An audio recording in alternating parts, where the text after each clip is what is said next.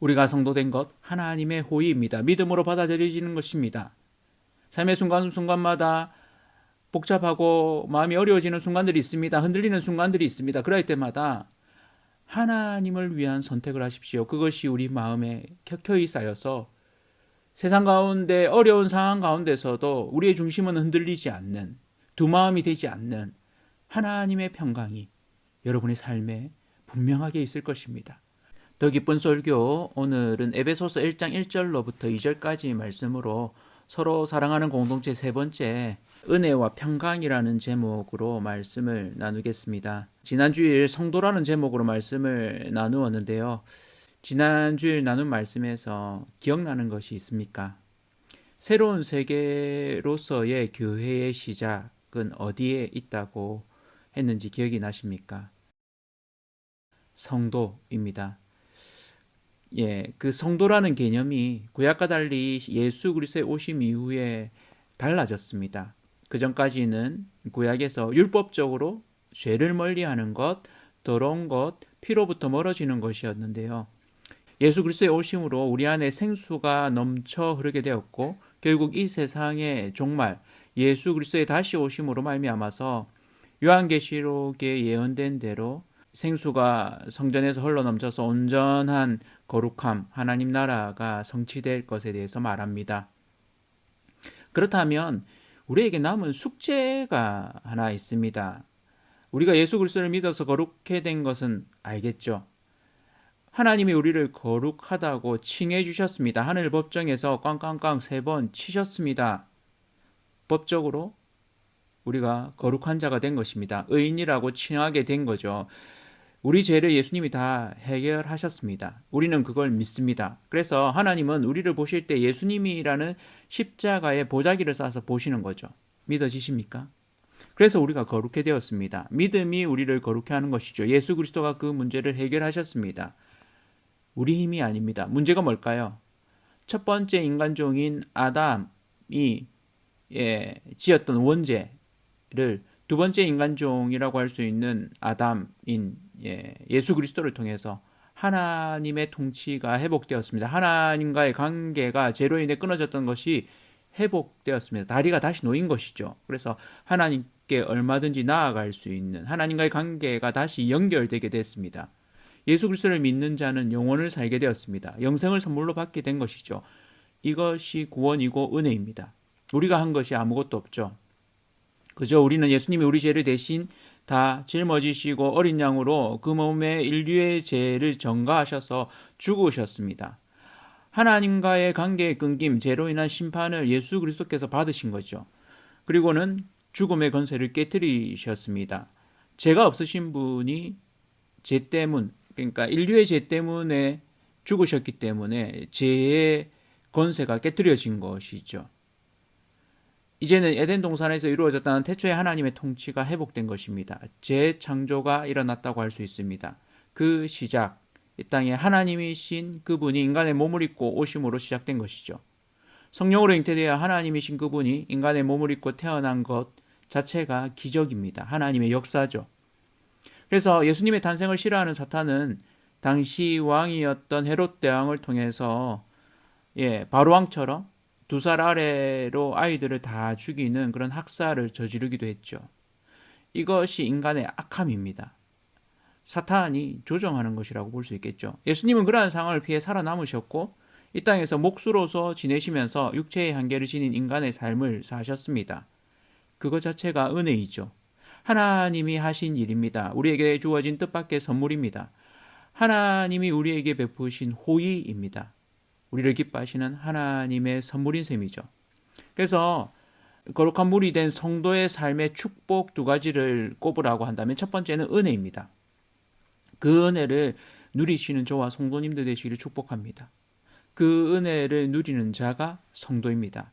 하나님이 나를 기뻐하시고 나에게 호의를 베푸신 것에 대한 반응, 그것이 거룩입니다. 해의 빛을 반사하는 행동이죠. 그래서 달이 그 빛을 반사해서 밝게 빛나는 것처럼 우리는 하나님의 그 거룩함의 빛을 반사하여서 이 땅 가운데 하나님의 영광을 드러내는 자로 사는 것입니다. 그것이 성도의 삶이죠. 매일매일 그 은혜를 기억함으로 하나님 앞에 반응함으로 거룩한 존재로 살아가시기를 축복합니다. 에베소 성도들에게 첫인사로 바울은 은혜가 있을지어다라고 축복합니다. 에베소서 1장 2절이죠. 하나님 우리 아버지와 주 예수 그리스도로부터 은혜와 평강이 너에게 있을지어다. 아멘. 믿으시죠? 그 은혜, 뜻밖의 선물로 주어진 예수 그리스도를 받으셨죠? 믿으십니까? 그것이 우리에게 베푸신 하나님의 호의입니다.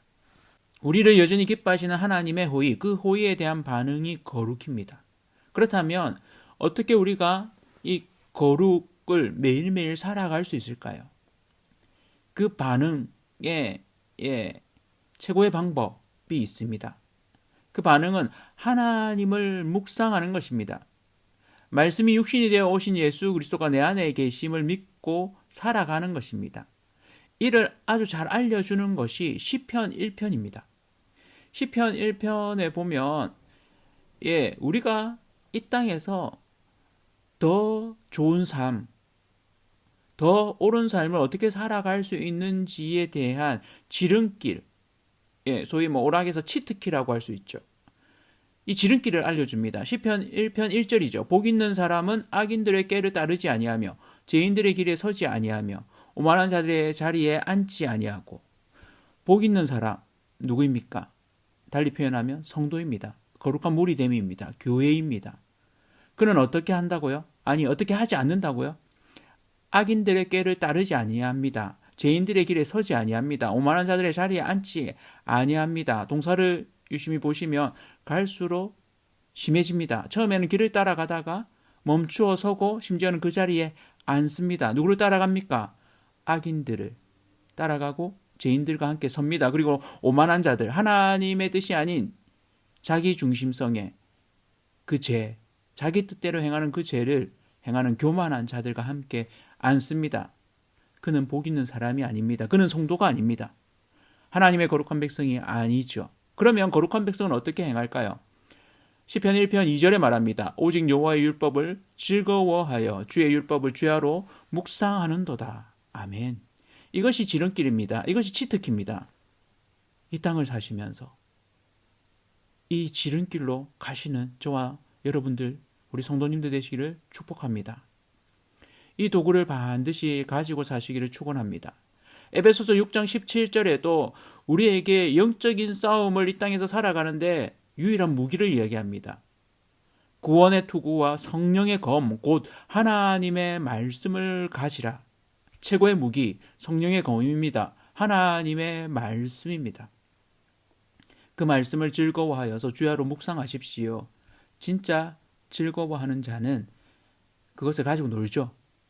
끊임없이 그것을 찾습니다. 즐거워합니다. 주야로 묵상한다고 했는데, 그렇다면 즐거워하는 자가 하는 이 행동, 묵상이 뭘까요? 이 묵상, 어려운 단어입니다. 메디테이션 용어로 되어 있는데, 이 묵상이라는 단어의 성경 옆에 각주를 한번 보시면 뭐라고 되어 있냐면 히브리어로 작은 소리로 읊조리다 라고 되어 있습니다.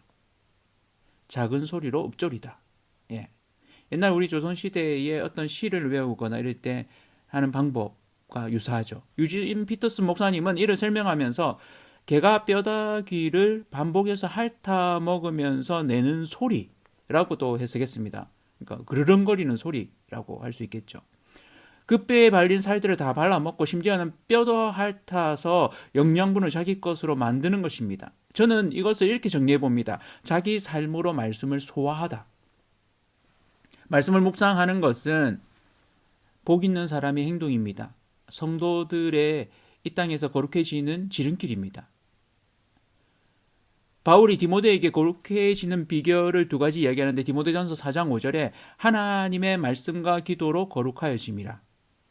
우리가 묵상할 수 있는 방법이 이 두 가지입니다. 말씀과 기도인 거죠.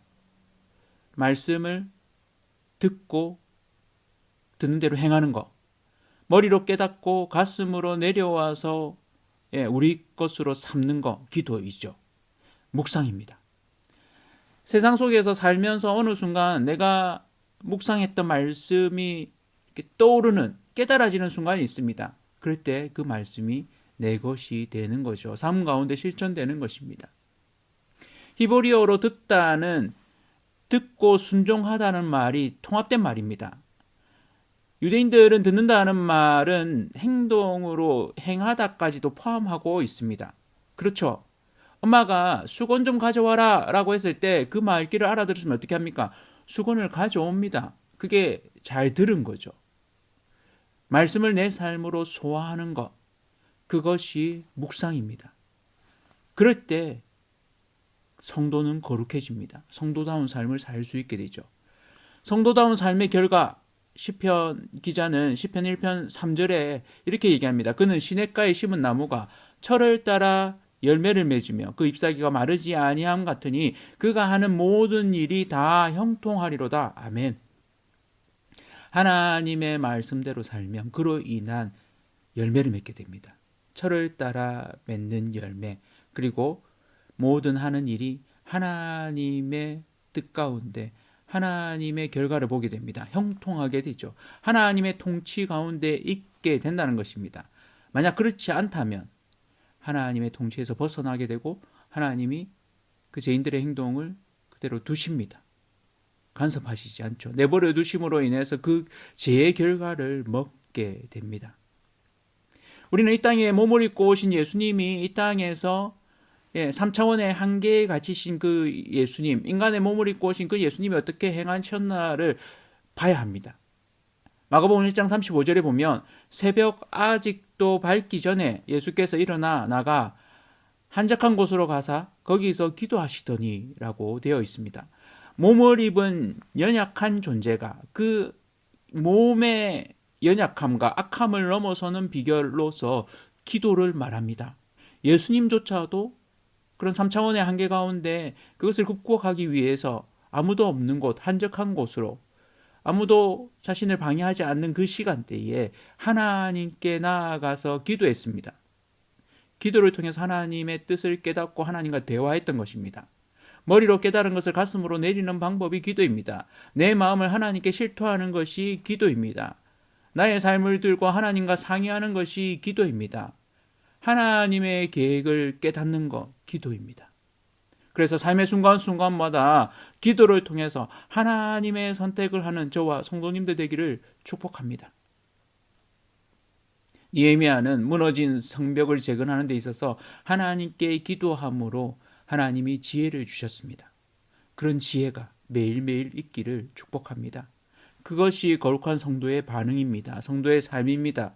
하나님의 말씀을 묵상함으로 걔가 그 뼈다귀를 자기 것으로 삼듯이 소화하는 그런 자 되기를 바랍니다. 그뿐만 아니라 삶의 순간순간마다 기도함으로 하나님의 뜻이 우리의 삶을 통해서, 우리의 몸을 통해서 드러나는 성도다운 삶을 사시는 저와 성도님들 되시기를 축원합니다. 매일매일 말씀 읽기를 붙들고 하십시오. 큐티를 하십시오. 성경을 읽으십시오. 맥체인식 성경 읽기 좋습니다. 에베소서를 한 주간 하루에 한 번씩 이렇게 계속 읽는 것도 정말 좋은 방법이라고 추천드립니다. 말씀을 잘 묵상하고 그 말씀대로 우리가 살아갈 때 이 땅에서 우리는 거룩한 자로 살아가게 됩니다. 구체적인 성도다운 삶의 방법으로 에베소서 4장에서 6장에서 말하고 있는데 그 중에 5장 10절에 이렇게 얘기합니다. 주를 기쁘시게 할 것이 무엇인가 시험하여 보라. 아멘. 우리는 삶의 순간마다 애매한 결정의 순간들을 맞이합니다. 그럴 때마다 주를 기쁘시게 하는 것이 무엇인지, 하나님을 위한 선택, 하나님이 기뻐하시는 선택을 하는 저와 성도님들 되기를 축복합니다. 그래서 하나님이 기뻐하심으로 인해서 형통의 복을 누리시기를 축원합니다. 성도의 삶의 축복 두 번째는 평강입니다. 성도의 삶에는 평강이 있습니다. 뜻밖의 은혜는 하나님이 기뻐하시고 호의를 베푸시는 것이고, 평강은 성도의 삶 가운데 안정감이 있는 것입니다. 여러분 무엇으로 안정감을 찾으십니까? 그 안정감이 하나님이 되기를 축복합니다. 그것이 평강입니다. 삶의 선택의 순간순간마다 하나님을 위한, 하나님을 기쁘시게 하는 하나님의 선택을 하십시오. 그것이 우리의 삶에 쌓여서 진정한 안정감을 줄 것입니다. 시편 1편 4절에는 이렇게 얘기합니다. 악인들은 그렇지 아니하며 오직 바람에 나는 겨와 같도다. 안정감이 없는 것입니다. 거룩한 물에 들지 못하는 것입니다. 우리의 삶에 하나님으로 인한 안정감으로 거룩한 삶 사시는 저와 온 성도님들 되시기를 축복합니다. 하나님의 선택을 하는 자, 그로 인해서 삶의 순간순간마다 하나님이 주시는 그 평강이 차고 넘치시기를 축복합니다. 시편 1편 5절에는 이렇게 얘기합니다. 그러므로 악인들은 심판을 견디지 못하며 죄인들이 의인들의 무리에 들지 못하리로다.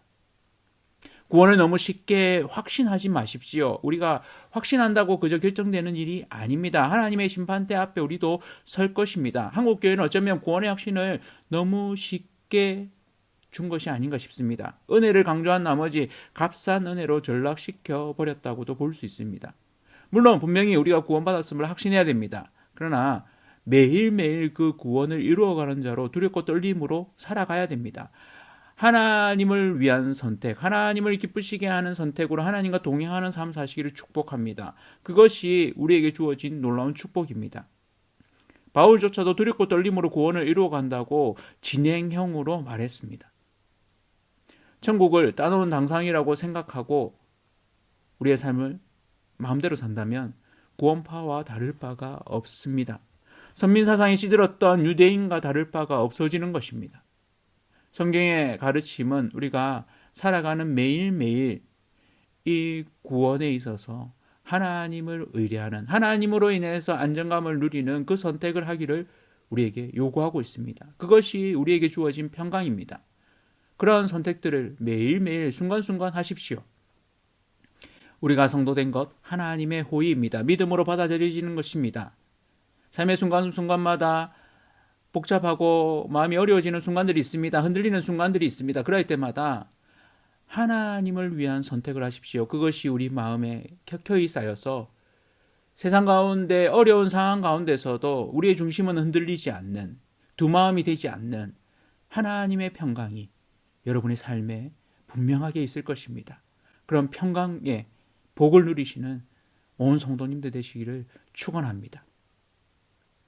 서로 사랑하는 공동체의 시작은 성도입니다.